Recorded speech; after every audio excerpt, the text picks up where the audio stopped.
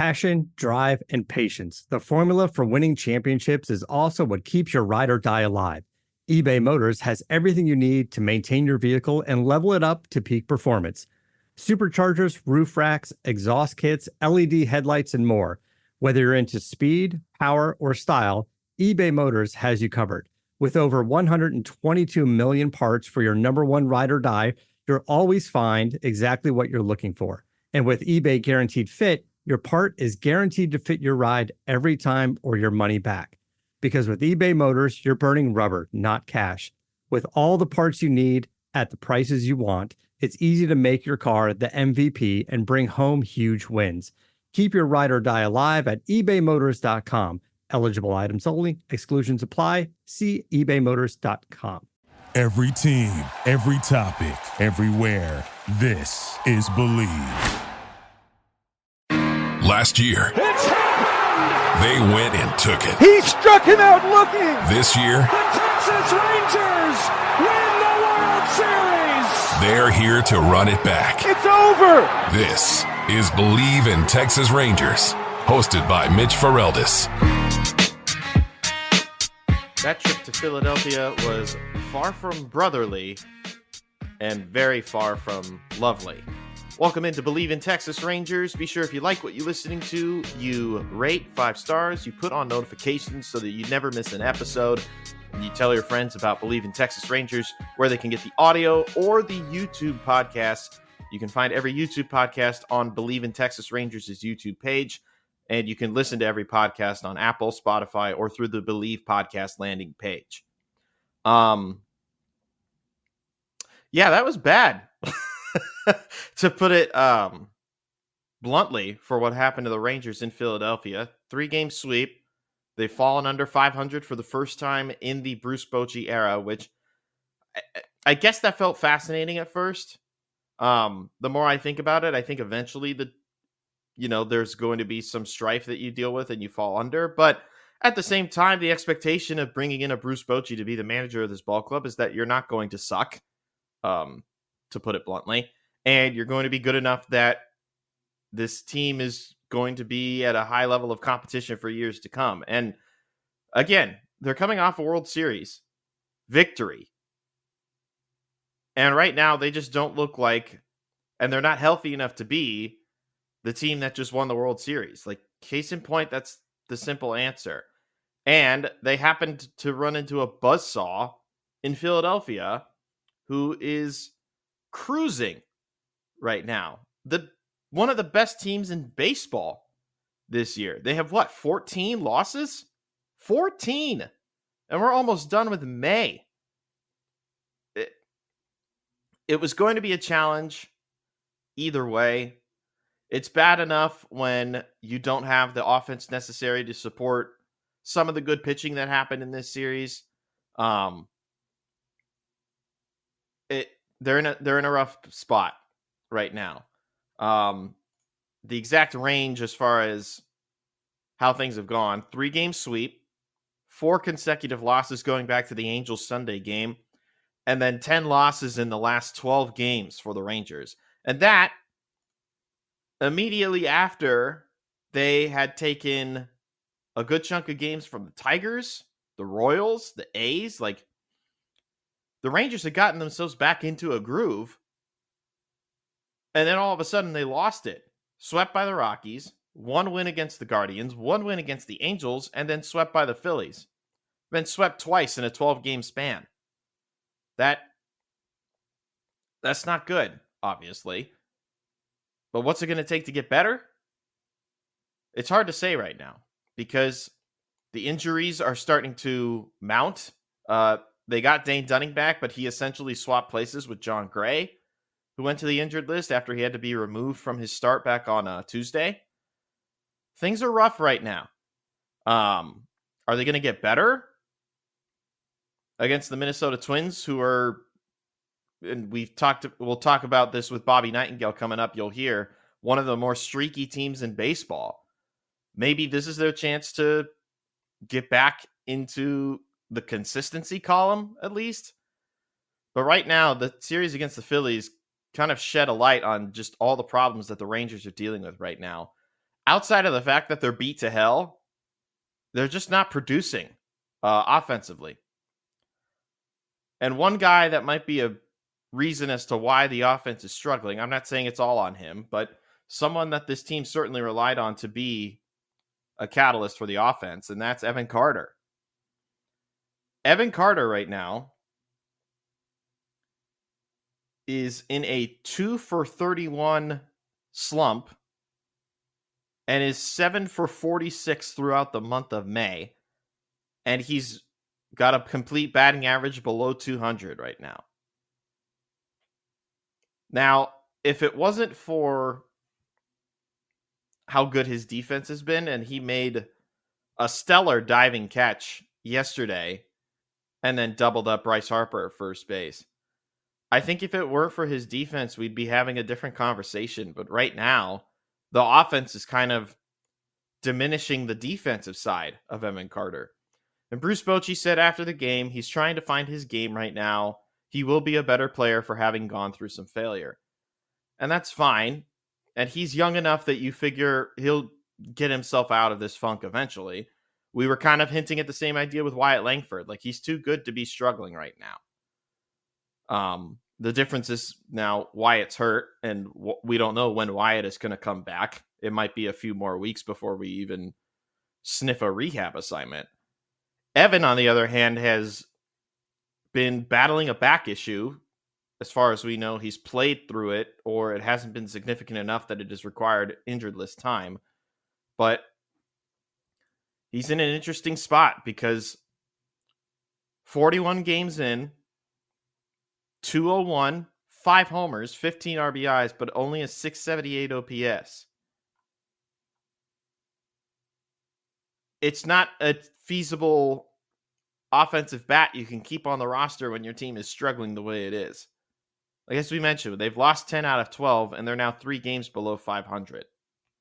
They're in a tough spot. And I don't think the Twins are going to help change their fortunes necessarily. Then you've got your World Series rematch hosting the Diamondbacks for 2 games next week.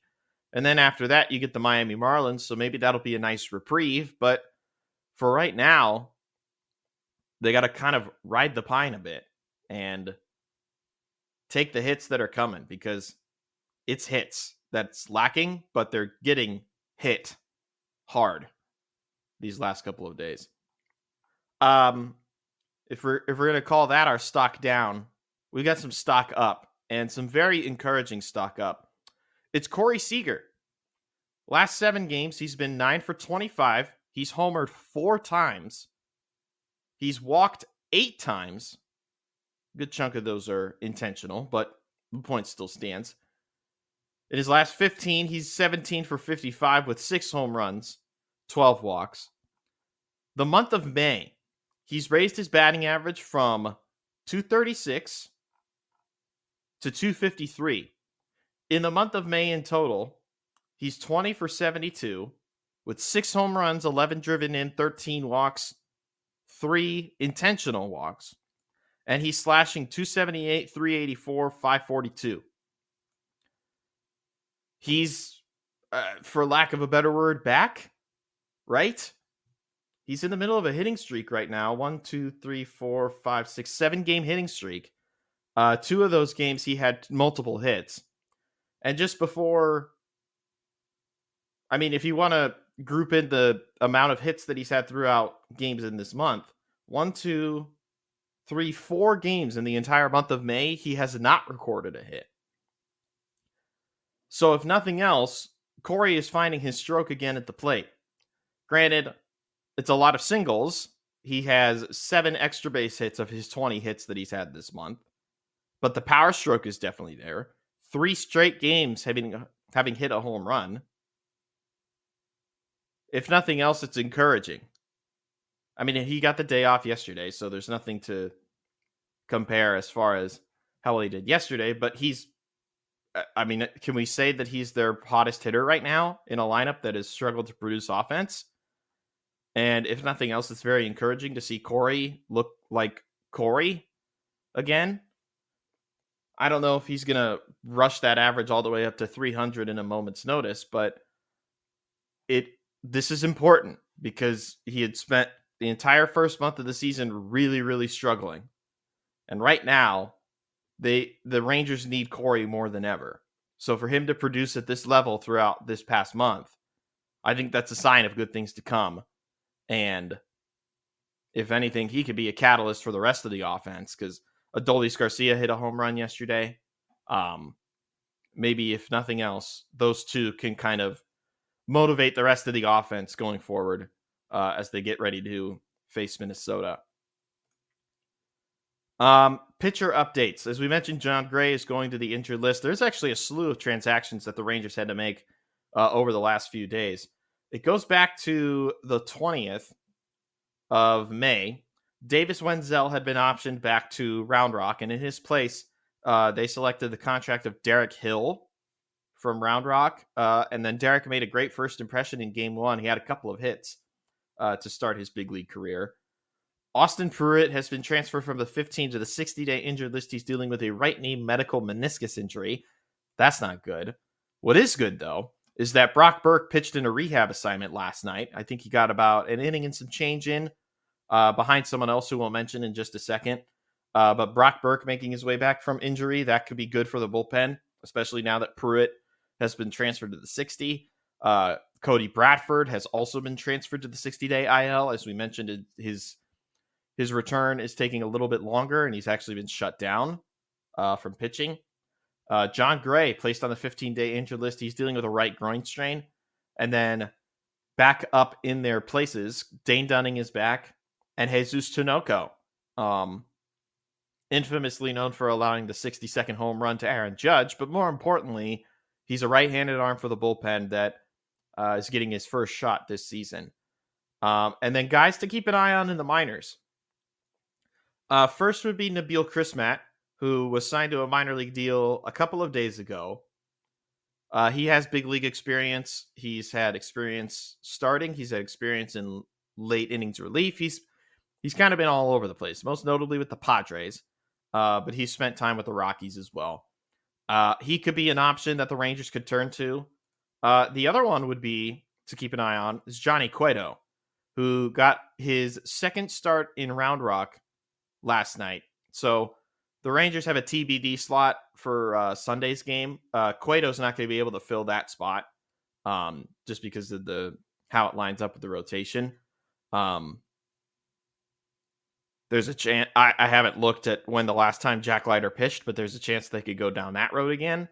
There's a chance that they select the contract of Nabil Crismatt and then somebody else gets kicked off the 40-man or transferred to a 60-day IL, however they do it. But Johnny Cueto, yesterday against Sugarland, went 5 innings. He allowed 8 hits, 4 runs, a 1 home run, and he struck out 5. His first start in Round Rock was against Reno, and he threw 4 innings and allowed 4 hits. And both of those are positive signs. For those of you that are junkies of the Pacific Coast League, you understand that the ball loves to fly in that league. So we shouldn't be too in the weeds about 4 runs allowed in 5 innings for Cueto in the PCL. He pitched rather well for the White Sox last year. So there's a chance that Cueto finds his way back up to the bigs with the Rangers, especially with the injuries that they're dealing with. I just don't think it will be this weekend because if he just pitched, there won't be enough time for him to rest to be able to pitch again on Sunday. But Cueto progressing, that's a name to keep an eye on as the Rangers are still looking for help with the rotation in the roster. It's just a whole mess right now. Really quickly, because I know this is passionate. This is a touchy subject for a lot of people, myself included. Rob Manfred recently in a press conference, or at least in a story, courtesy of the Associated Press, was asked about robot umps, as a lot of people call them, but essentially the automated strike zone and transitioning to that aspect of baseball. Quote, "It's becoming more likely that this will not be a go for 2025. Basically, they're still having technical issues with it, and so it will require a little extra time." I'm not too beat up about this news, but I know there's a lot of people that are they're throwing it back in Rob's face that like, oh, just wait until he sees how it's being called right now. Yeah, we're aware of the human error aspect, and I'm not trying to defend some of these. There are some umpires that I wish would find a different job, I guess would be the polite way of me saying it. But that is kind of a kick in the whats for some people. I appreciate the push for consistency and the push for accuracy. Nothing is perfect, though. And I think the best that we can just hope for right now is that they continue to work on this product and eventually implement it in a way that doesn't necessarily affect the day-to-day work of the current umpires. So that's going to do it for the recap section. Right now, we're going to transition to the interview that we had with Minnesota Star Tribune Twins beat writer Bobby Nightengale. We got a chance to talk to him yesterday, Thursday, before the games happened. So here right now is the conversation with Bobby Nightengale. Passion, drive, and patience. The formula for winning championships is also what keeps your ride or die alive. eBay Motors has everything you need to maintain your vehicle and level it up to peak performance. Superchargers, roof racks, exhaust kits, LED headlights, and more. Whether you're into speed, power, or style, eBay Motors has you covered.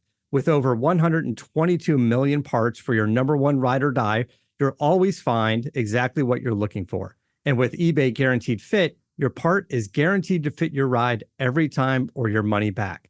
Because with eBay Motors, you're burning rubber, not cash.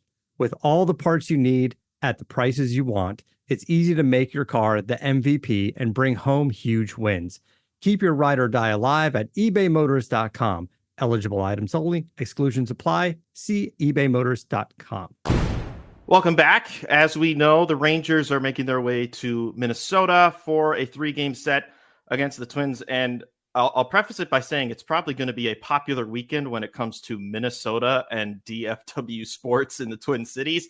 And to get some insight on the Twins, the team that the Rangers will be facing, we turn to Bobby Nightengale, who covers the Twins, does a great job covering the Twins for the Minnesota Star Tribune. Can we actually start with that, Bobby? The fact that it's going to be one heck of a weekend with Game 2 of the West Finals happening on the Friday of the first game of this series? Yeah, I mean, they already moved up Friday's game by an hour just to kind of accommodate, because Target Field and Target Center, where the basketball arena is, they're next door. So it's going to be, I know there's a block party set up for kind of the area. So, I know the baseball game will be kind of second fiddle, but it should be a rocking environment just in terms of kind of a must-win game, for the Wolves after losing game 1. And I have to imagine, too, that it's going to be a prime tourism opportunity, because this actually wasn't the first time that the Rangers found themselves in a situation where a fellow team would be in the same city at the same time. I know the Stars were in Colorado playing the Avalanche not too long ago. So it's a prime opportunity for tourism in Minneapolis, I'm sure, too. Yeah, and I'm curious. I mean, just with it next door, I wonder if any players will try to sneak over. I'm sure the baseball game should end, slightly before the basketball game does. So be interesting to see if anyone tried to sneak over for the fourth quarter or anything. Oh, yeah, absolutely. Players will find a way. If we've learned anything about them, players will find a way.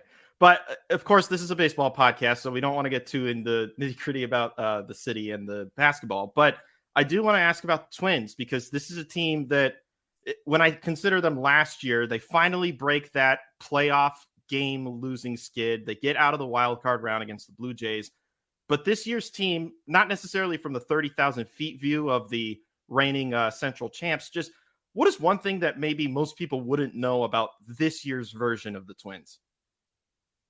They're probably the streakiest team in baseball so far. That's probably the thing that stands out. They started off pretty bad, 7-13 record, and then they won 12 straight games. If you take their first 20 games, they went 7-13. Their second 20, they went 17-3. So they're the hottest team in baseball for a 2.5 week stretch. And then they lost 7 in a row before winning their last 2 against the Nationals the other day. So it's really been, they're either playing really well or they're playing terribly. They haven't really played anything in between. So that's kind of been the defining theme of their season so far, is just if they're hitting, they're one of the better teams in baseball. If they're not hitting, anyone can beat them on any given day. two stories that I was fascinated by coming out of that national series. Number one that I just saw this morning, Stephen Okert tipping the bullpen cart driver, I thought was a hilarious little nod to good humanity. And then this fascinating story about the rally sausage being overnighted to DC. Can you provide a little more insight on that? Yeah, I mean, the rally sausage was, it came at a time when they were struggling to do much offensively. They were getting no hit in a game against the Chicago White Sox, and the hitting coach saw Summer Sausage sitting in the clubhouse and brought it to the dugout and told guys, "Hey, start tapping it before you're at bats." And they hit back-to-back homers, the first two guys, and ended up scoring a ton. That was right. That's kind of like game three of their 12-game winning streak. So it was almost like, okay, if we keep winning, if we keep hitting, might as well keep doing it. And then they didn't travel with it after they got swept by the Yankees. That was kind of their first series they dropped in 3 weeks. So they left it behind. They got swept by the Guardians. The offense only scored 12 runs in their 7-game losing streak, so they had no offense. And so when desperate times comes desperate measures, and they said, "Hey, how about the rally sausage? If we can get it back to someone can mail it to DC." So they overnighted it, and first game back with it back in the dugout, they scored 10 runs and won 10-0 and ended their losing streak. So it'll be back in the dugout for the Rangers series, I'm sure.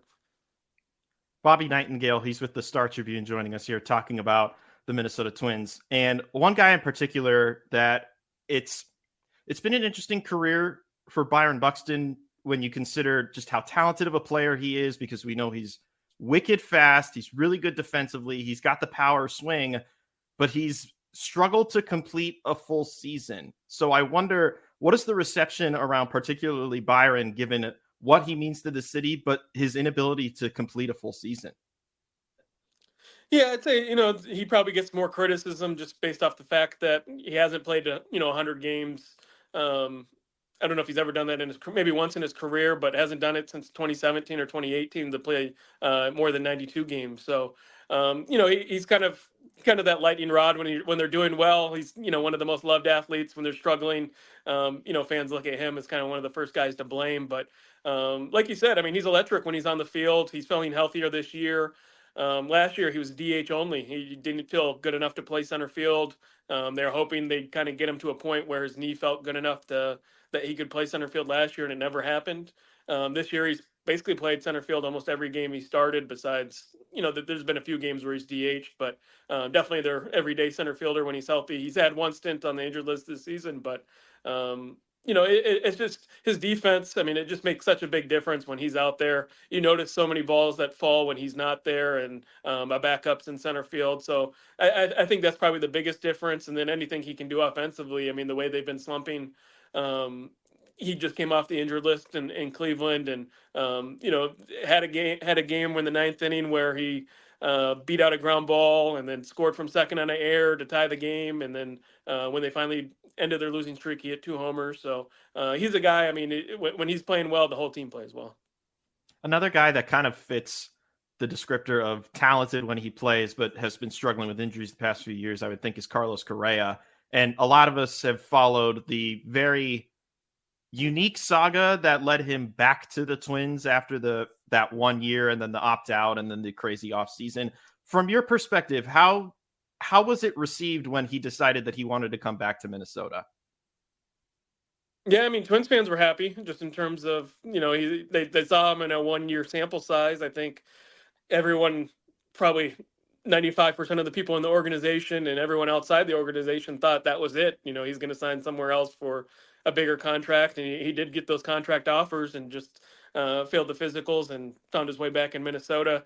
But last year, I mean, he dealt with like plantar fasciitis basically the whole season. He had it since May on, and basically struggled to walk when he wasn't on the field. So he kind of gutted it out the whole year. Then the playoffs came, and, playoff Carlos Correa was he was a legend in Houston for that, and, kind of carried it to Minnesota, had some great plays, was a big reason they ended their, advanced in the playoffs for the first time in 20 years. So he kind of fell back into that big lore, like, okay, he's the engine that goes.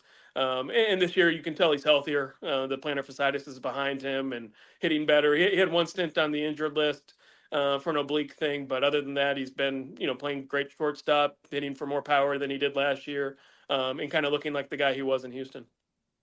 We're chatting with Bobby Nightengale, who covers the Minnesota Twins for the Star Tribune, taping this Thursday morning ahead of the Rangers' final game against the Phillies, but before their 3-game set against the Twins in Minnesota.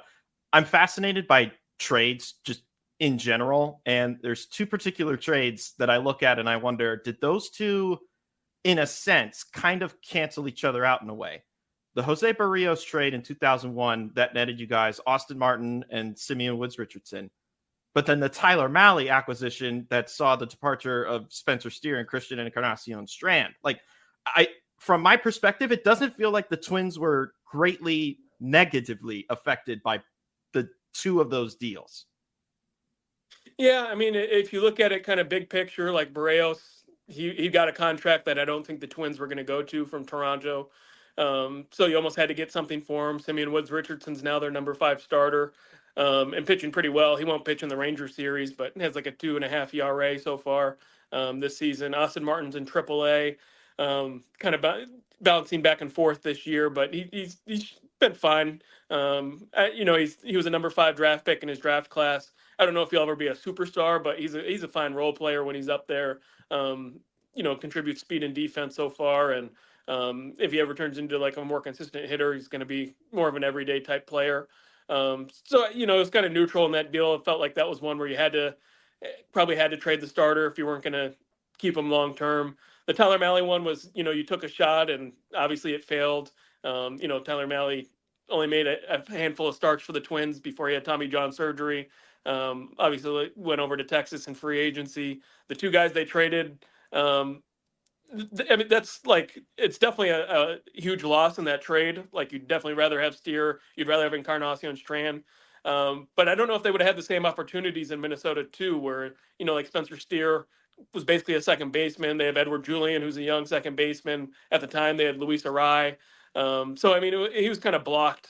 So Spencer Steer doing really well for the Cincinnati Reds. Encarnacion Strand, I'm sure they would love to have his power bat just as a corner infielder, but they signed Carlos Santana this offseason instead. So they kind of backfilled. I mean, they were kind of, Steer was definitely blocked, and Encarnacion Strand would have had to earn his opportunities.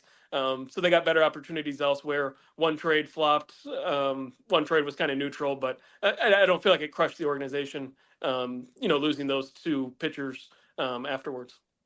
Well, even you mentioned the Arise trade too, and I completely spaced on that one. That netted the Twins Pablo Lopez, and he was an absolute ace for the team last season. Yeah, I mean, Arai, he won a batting title with the Twins, and I think that was one where Twins fans look at it now, and it's like we had to make that trade. I mean, so much harder to find ace caliber starting pitching in the big leagues. They immediately signed him to a contract extension. He was the guy that won them their first playoff game, pitched really well against the Houston Astros. I mean, the whole playoffs, he was by far their best pitcher. So he's definitely, the bona fide ace of the club now. And I think that was one where you had to give up a lot to get a lot. But I think the Twins are happy with how that one turned out. I also want to ask you about the back end of the bullpen, because maybe this is just my philosophy or my general inclination. And this is something we could probably just talk it out. But I think about the Rangers, who have David Robertson and Kirby Yates, who have been electric 1-2 punch this year. And I think about the Twins with Griffin Jax and Yohan Duran, and I almost wonder it's the same thing. Or I look at it from afar and I think it's kind of the same thing. Do you personally believe there's a philosophy within front offices of focusing your bullpen on having the 2 best guys be your late leverage inning guys? Yeah, I mean, the Twins kind of use them not interchangeably. Like, Duran's definitely going to get more save opportunities. But those are the guys they have built for the back end. Brock Stewart's another one. He's on the injured list right now, but he's only given up like 5 runs in the last 2 years. So he's been quite dominant as well. But Griffin Jackson, Duran, there's 2 guys. You can put them against any batter. You feel good about it. Duran's kind of in a rough spot right now. He's getting a home run in his last 3 appearances. So it's kind of a rough patch for him. But Griffin Jackson's been lights out. Excuse me. And I agree with you. That's just kind of how you build the bullpens now, is you just find kind of the nastiest guys for the last 2-3 innings. And whenever that middle of the lineup comes up, those are the guys you're going to be facing. And then the last thing that I want to ask you about, it's not necessarily about the product on the field, but the ability for fans to be able to watch the product on the field, particularly on television, because I know the Rangers have their partnership with Bally's, but their contract's only for one more season. I know the Twins are similarly working with Bally's and the Diamond Sports Group bankruptcy, that whole saga. What has it been like from the Twins perspective and from the Minneapolis market perspective dealing with that fallout? Yeah, I mean, if you ask Twins fans, I think that's the biggest sign of frustration from the entire fan base. Xfinity was kind of that was the big cable subscriber, Comcast, and they just lost that one. So I bet probably 50% of the fans that, have cable TV, and anyone who doesn't have DirecTV basically can't watch. So that's a huge source of frustration. The Twins, their TV contract ended last year, and they re-upped with Bally for 1 year. There's kind of in the offseason kind of promises like we're going to do our own thing. There won't be blackouts anymore.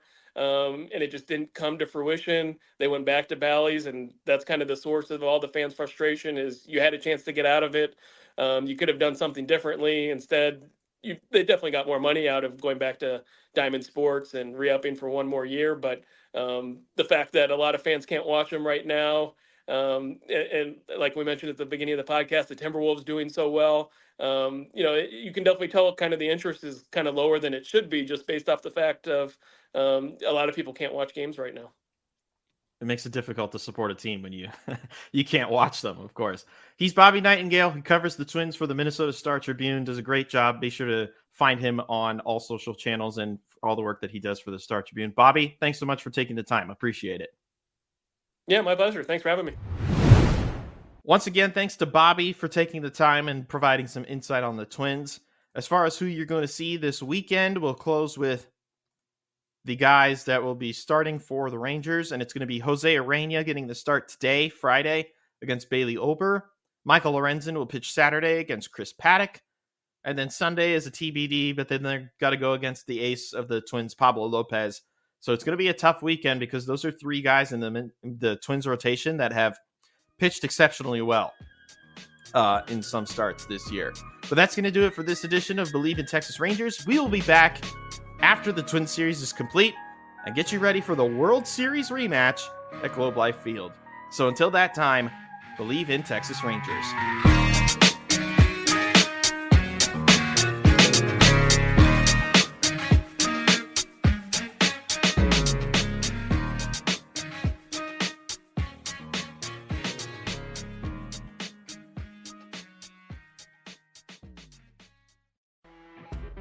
You know when you're listening to a true crime story that has an unbelievable plot twist that makes you stop in your tracks? That's what our podcast, People Are the Worst, brings you with each episode. I'm Rachel. And I'm Rebecca. We're identical twins who love true crime cases that make you say, didn't see that coming, and we hate the people responsible for them. Listen to People Are the Worst now on Apple, Spotify, or wherever you get your podcasts.